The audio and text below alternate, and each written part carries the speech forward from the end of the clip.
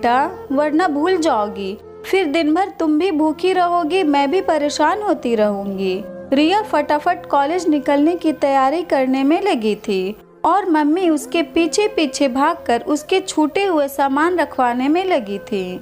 बच्चों को पति को नाश्ता कराने से लेकर उनका कोई सामान, मोबाइल रह न जाए, उनके आगे पीछे लग कर रही सुनिश्चित करती रहती हैं। चक्रधीनी की तरह घूमती रहती हैं। उफ, ये माएँ भी ना। रिया बहुत ही टैलेंटेड लड़की अपने कैरियर को निगाह में रख कर ही हर फैसला लेती है, या यूँ कहें कि बहुत सोच समझ कर ठोक बजा कर ही तय करती है। फालतू के इमोशंस का तो उसकी जिंदगी में कोई स्थान ही नहीं। उसका जिंदगी का फलसफा बिल्कुल तय है और गाड़ी भी उसी ओर जा रही है। अच्छी सर्विस में लगने के बाद शादी, फिर प्यारे प्यारे बच्चे, अपना घर। हाँ, अपने घर का कोना कोना बच्चों की सुविधा और खुशियों के अनुसार ही सजाना है। और इधर रिया की एक अच्छी मल्टीनेशनल कंपनी में नौकरी लगी नहीं कि पापा के दोस्त ने आगे बढ़कर अपने बेटे के लिए रिया का हाथ मांग लिया। मगर अभी रिया को करियर की शुरुआत में ही बाध्यता बंधन अच्छा नहीं लगा, तो पापा और अंकल दोनों ने कहा कोई जल्दी नहीं है, तुम दोनों अच्छी तरह समझ लो फिर सोचना। और 2 वर्ष तो सर्विस की आपाधापी में कैसे निकल गए पता ही नहीं चला। अब रिया और अनुज दोनों दाम्पत्य जीवन के मधुर बंधन में बंध गए थे।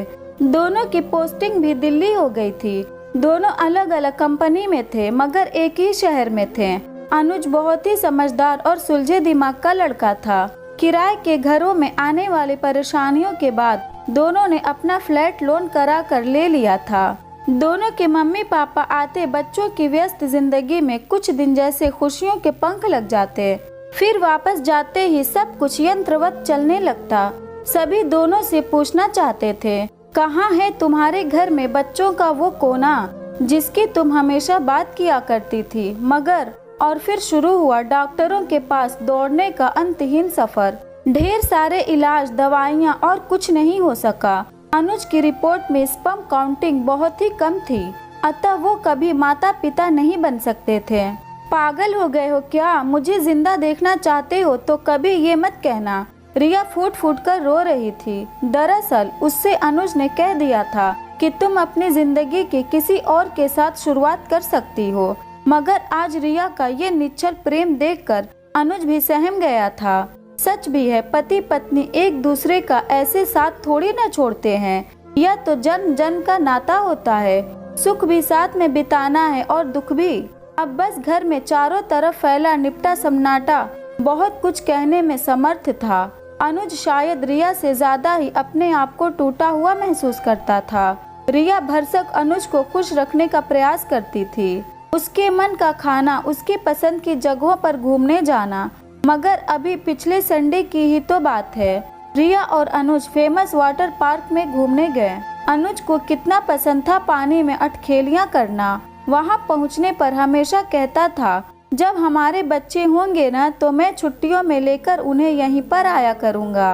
और रिया और अनुज अभी पानी में खेलते हुए खुश ही थे। रिया रह रहकर अनुज के भोले से चेहरे की ओर देखती और सोचती, मैं कितना चाहती थी कि हमारा बच्चा बिल्कुल अनुज जैसा दिखे। मगर रिया ने छुपाकर अपने आंसू पोंछ लिए। अभी एक बच्चा भागते हुए अनुज की ओर आया और पापा कहकर चिपक गया। शायद पीछे से अनुज को देखकर उसे अपने पापा का भ्रम हुआ होगा। उसके पापा भी पीछे पीछे आ गए और मुस्कुराकर अपने बच्चे को गोद में उठाकर निकल गए। बस अनुज का तो मन ही उचट गया। उसने रिया से तुरंत घर चलने को कहा। अनुज अनमने से गाड़ी ड्राइवर कर रहे थे और रिया गाड़ी में बज रहे उसके फेवरेट गाने से अलग मन ही मन कुछ निर्णय ले रही थी। रिया ने अपनी मम्मी और सासू माँ दोनों को फोन करके बताया। अपने कुछ फ्रेंड से भी बात की। दरअसल रिया ने एक लड़की गोद लेने की सोची थी। सभी ने कहा यह बहुत अच्छा निर्णय रहेगा। बेटियां हमेशा माता पिता का साथ निभाती हैं और एक बच्चे के घर आने से घर का माहौल भी खुशगवार हो जाएगा। रिया और अनुज दोनों के मम्मी पापा ने कहा कि पहले तुम लोग अपने मन का बच्चा गोद ले लो, फिर हम लोग आएंगे उससे मिलने। अनुज और रिया ने अनाथालय जाकर गोद लेने की कार्रवाई पूरी की और सबको बताया कि उन लोगों ने अनाथालय से एक प्यारे से बेटे को गोद लिया है। रिया ने घर में एक मेड की भी व्यवस्था की जो उसके घर पर न रहने पर बच्चे की देखभाल कर सके।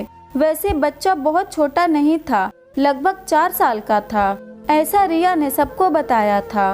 अतः अब उसे उसकी स्कूलिंग भी शुरू करनी थी। सबने पीठ पीछे बातें भी बनाई। लड़की गोद लेने को कह रही थी मगर लड़का ही गोद लिया। इतने समझदार सब नहीं होते। आखिर कथनी और करनी में अंतर होता है। आज उनके घर में बड़ी चहल पहल है। रिया अनुज ने अपने घर में छोटी सी पार्टी रखी है। अनुज स्टेशन गए हैं, दोनों के मम्मी पापा जो आ रहे हैं उनको लाने। सभी मित्र इकट्ठा हो गए हैं। आखिर कहाँ है उनका बेटा, जिसे देखकर समझदार बनने वाली रिया ने भी बेटी नहीं बेटा गोद लेने का निर्णय ले लिया, जिसके बाद से रिया और अनुज हर समय चहकते से रहते हैं। लगता है उनकी जिंदगी में बाहर ही आ गई हो, जीने का मकसद मिल गया हो। मम्मी पापा भी आकर पार्टी में कुर्सियों पर बैठ गए। बच्चों के सरप्राइज का इंतजार करने लगे। रिया और अनुज अंदर गए और पर्दा हटा और दोनों ने मुस्कुराते हुए बाहर आए। मिलिए हमारे प्यारे से बेटे से, हमने इसका नाम ईशान रखा है। सबकी आंखें आश्चर्य से फटी की फटी रह गए। दोनों के मम्मी पापा की आंखें आंसुओं से भीग गई। रिया और अनुज व्हील चेयर पर अपने दिव्यांग बेटे को लेकर खड़े थे। मैं आप सबको बताना चाहती हूँ कि हम बेटी गोद लेने ही गए थे, तभी हमारी निगाह इस बच्चे पर पड़ी।